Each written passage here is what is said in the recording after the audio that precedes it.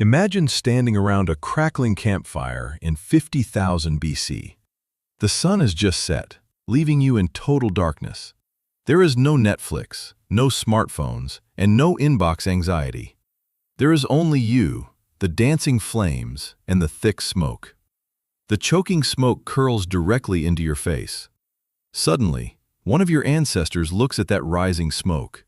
They think, wait, what if I did that on purpose? This is how humans discovered the habit of smoking. It didn't start with modern cigarettes or premium cigars. It didn't even start with commercial tobacco trade routes. The desire to inhale smoke is hardwired into our biology. It predates our entire civilization by hundreds of thousands of years. The archaeological evidence for this is absolutely mind-blowing. Before you can smoke anything, you first need fire. Fire has been a part of the human story for a long time. The oldest evidence of controlled fire is from Wonderwerk Cave. Located in South Africa, this cave dates back 1 million years. Archaeologists found ancient burnt plant ash and charred bones there. It wasn't a wild forest fire, but a contained campfire. 1 million years ago, Homo sapiens didn't even exist yet. Our earlier cousin Homo erectus was the one sitting there. They had smaller brains, heavy brows, and wild instincts. They sat around fires to cook food and stay warm. They huddled together in the dark and breathed smoke daily. Inhaling smoke was completely unavoidable for hundreds of generations. It was the original, unregulated air quality situation. But some of that campfire smoke wasn't just wood smoke. Burning random plants releases complex organic chemical compounds. Some plants release psychoactive alkaloids into the air. These chemical compounds interact directly with the nervous system. Our ancestors were accidentally getting high around campfires. They had absolutely no scientific idea why they felt amazing. Researchers have proposed this accidental exposure theory for decades. Early humans regularly inhaled psychoactive smoke from wild cannabis. They also encountered wild Nicotiana species across ancient continents. The human brain actually has built-in receptors for cannabinoids. This endocannabinoid system regulates our mood, memory, and appetite. When a human first inhaled burning wild cannabis smoke, their brain wasn't confused, it welcomed the chemical hit. That first accidental hit is the true origin of smoking. It wasn't a conscious decision or a planned invention. It was just a highly pleasant accident repeated over time. Eventually, someone decided to recreate that feeling on purpose. The multi-trillion-dollar tobacco industry started from this accident. Every shamanic tradition and medical practice began right here. A tired prehistoric hunter sat downwind of the wrong bush, and they had an unexpectedly great evening in the wild. Let's look at what the hard archaeology actually tells us. Intentionally burning cannabis leaves behind very specific physical evidence. The oldest direct evidence comes from the Pamir Mountains. This remote Central Asian burial site dates to 500 BC. Excavators discovered ancient wooden braziers containing superheated stones. They found chemical residue from cannabis with high THC content. This wasn't wild cannabis used for making primitive ropes. This was psychoactive cannabis used deliberately in a ritual burial. That dates back roughly 2,500 years into the past. Organic materials like leaves and plant fibers rarely survive time. Stone tools last for 3 million years because they are indestructible. But a wooden pipe filled with herbs rots in centuries. A leather pouch of cannabis dissolves quickly back into the earth. So the absence of physical evidence isn't evidence of absence. The ancient Greek historian Herodotus wrote about this in 5th century BC. He described a nomadic steppe people called the Scythians. The Scythians performed what he called a vapor bath ritual. They would set up small, tightly enclosed leather tents. They heated stones until they glowed bright red hot. Then they threw wild hemp seeds onto those hot stones. They sat inside the tent, inhaling the thick smoke. Herodotus wrote that they howled with pure pleasure. For centuries, modern historians assumed he was just exaggerating. Then, archaeologists excavated actual Scythian burial mounds. They found bronze braziers, heated stones, and hemp residue. Herodotus was just accurately reporting what he witnessed. Let's talk about tobacco, the plant most associated with smoking. Tobacco belongs to the genus Nicotiana, native to the Americas. It was completely unknown to Europe, Africa, and Asia before 1492. When European explorers arrived in the Caribbean, they saw something strange. Columbus wrote about locals walking around with small, glowing sticks. They were inhaling smoke from burning dried plant leaves. They let the smoke out through their noses and mouths.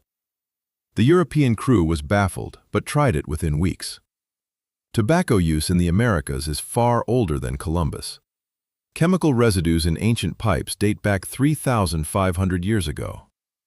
Some researchers believe it goes back 10,000 years or more. It is deeply tied to early cultivation in the Amazon basin. Tobacco in ancient America was not used for casual recreation. It was a sacred plant used primarily in complex healing rituals. It was used for communication with the spirit world. It was used for binding sacred agreements between native tribes. Blowing smoke on someone was an act of deep blessing. A shaman opening a channel between the living and divine. The smoke was considered a living messenger traveling between worlds. It carried prayers upward and brought spiritual visions downward. This explains why tobacco use was so disciplined and controlled. When something is sacred, you treat it with ultimate reverence. You do not chain smoke it while watching television.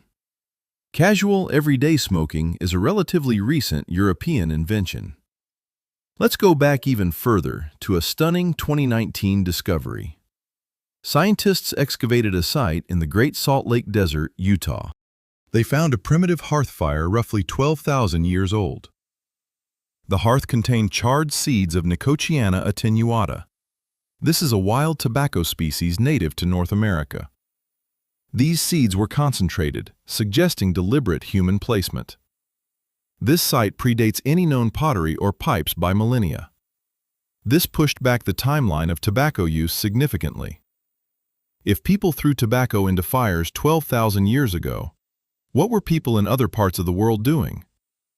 The human desire to alter consciousness is a global phenomenon.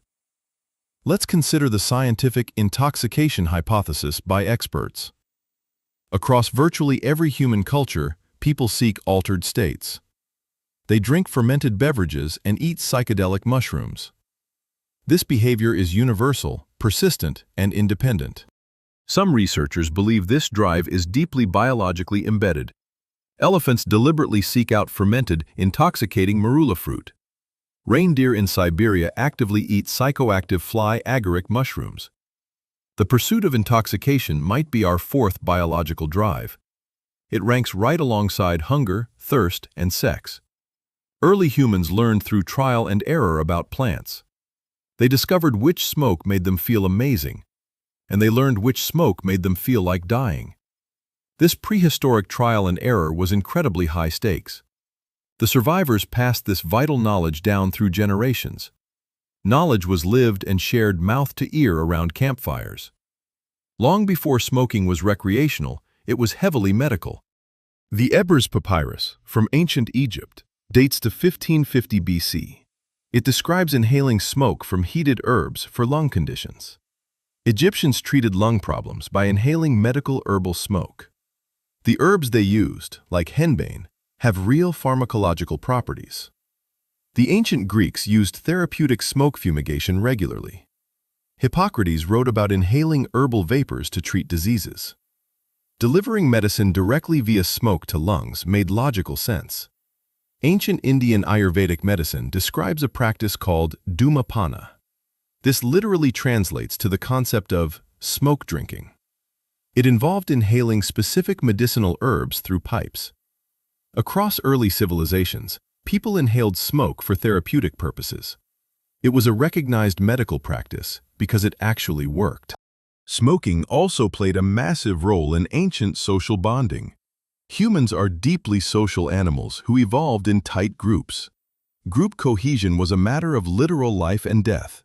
Shared rituals using psychoactive substances enhanced group trust. Modern neuroscience confirms shared rituals synchronize neural activity. Sitting in an enclosed space breathing herbal smoke built trust. The ancient ritual smoke circle was critical social infrastructure. The transition from sacred smoke to casual habit was a disaster. When tobacco arrived in Europe, it spread with extreme speed. By the 1900s, the industrially manufactured cigarette was invented. European industrialists turned a sacred ritual into a mass consumer product. The modern industry engineered products to maximize physical addiction. They turned something communal into something destructive and extractive. An ancient shaman and a modern tobacco executive share nothing. When did ancient humans start smoking? We cannot know exactly. The physical evidence takes us back at least 12,000 years, but the behavioral drive is likely as old as fire itself. It is as old as the cognitive leap that made us human, the ability to look at a burning plant and connect effects. By the time written history began, smoking was already ancient. The specific plants and rituals changed across cultures, but the core behavior of putting smoke inside bodies remained. There is something deeply poetic about this unbroken continuity. Threads of fire, smoke, and breath run through human history. Next time you catch a whiff of wood smoke on a cold night, you are participating in something far older than you realize. You are doing exactly what humans have always done. You are simply breathing.